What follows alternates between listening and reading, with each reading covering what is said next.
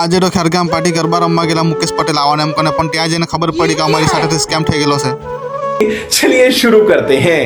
એક ભાઈબંધનો ફોન આવ્યો તે કહેવા લાગ્યો કે આજે ખેરગામમાં મુકેશ પટેલ આવવાના છે, ચાલ આપણે જવાના ગરબા રમવા। મેં બી પછી બૂટ પહેરી લીધા અને પછી અમે નીકળી ગયા ગરબા રમવા। જય માતાજી મિત્રો, મારું નામ છે અમિત ને તમારું સ્વાગત છે મારા એક નવા મિની વ્લોગમાં। અડધી રાતના બધા ભાઈબંધ લોકોને ફોન કરીને ભેગા કરી નાખ્યા મેં તો। પછી એ લોકો પૂછવા લાગ્યા ક્યાં જવાના આપણે ગરબા રમવા માટે। મેં કીધું આપણે જવાના છે પાર્ટી ખેરગામ ગરબા રમવા માટે, મુકેશ પટેલ આવવાનો છે ત્યાં। ને પછી અમારી પર તો 4 વ્હીલ મળે ને એટલે અમે બધા બાઇક લઈને નીકળી ગયા ગરબા રમવા માટે।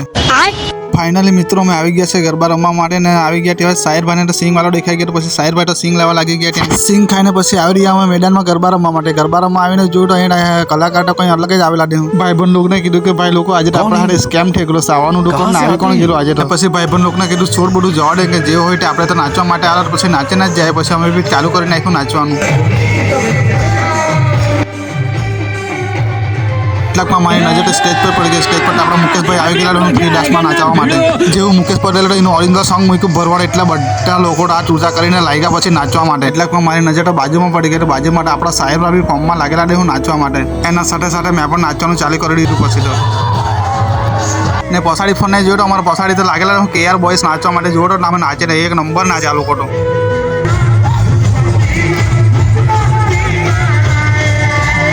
એટલે કોઈ ભાઈ પણ મારી નજર પડી ગઈ, પાપાને પોરાને જેમ ઉડવા લાગી રહેલો હતો। નાચતા નાચતા થોડુંક અગાડી જઈને જોયું, અગાડી તો કંઈ અલગ જ ગેમ ચાલુ થઈ ગયું નાચવા માટે। મેં કીધું ભાઈ આ લાગેલા છે નાચવા માટે, ચાલો મેં કીધું આપણે નીકળીએ ઘરે ને પછી અમે બી નીકળ્યા ઘર તરફ જવા માટે। મિત્રો આપણે મળીએ નવા બીજા વ્લોગમાં। Thank you.